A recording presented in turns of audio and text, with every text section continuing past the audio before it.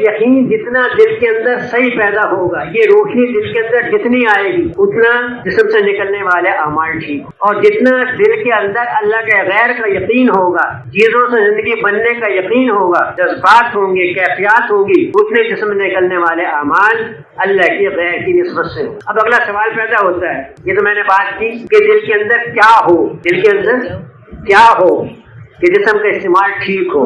اب اگلا سوال پیدا ہوتا ہے دل ٹھیک کیسے ہو، دل ٹھیک کیسے ہو۔ یہ دل جو ہے یہ جسم کا بادشاہ ہے، یہ جو حکم دیتا ہے جسم کا ہر عضو اس کو ماننے کو تیار ہو۔ سگریٹ کے ڈبے پہ لکھا ہوتا ہے سگریٹ نہ پیا کرو، اس سے کینسر ہو جاتا ہے، اس سے پھیپھڑے خراب ہو جاتے ہیں۔ آپ نے کہا بھائی سگریٹ نہ پیا کر، لیکن اس پہ لکھا ہوا ہے کہ جی بات تو آپ کی ٹھیک ہے، میں نے پڑھ لیا، لیکن چھوڑنے کو آگے کیا کہتا ہے دل نہیں کر۔ مولوی صاحب کہتے ہیں کہ ہم نے اپنی مسجد میں سردیوں میں گیزر لگائے ہوئے ہیں، قالین بچھائے ہوئے ہیں، آپ فجر کی نماز سردیوں میں آ کے جماعت کے ساتھ مسجد میں پڑھ لیا کریں۔ کہتے ہیں مولوی صاحب بات تو آپ کی ٹھیک ہے، لیکن صبح رضائی سے منہ نکالنے کو آگے کیا کہتا ہے دل نہیں۔ تو کس کی چلتی ہے؟ دل کی چلتی ہے۔ تو دل بادشاہ ہے۔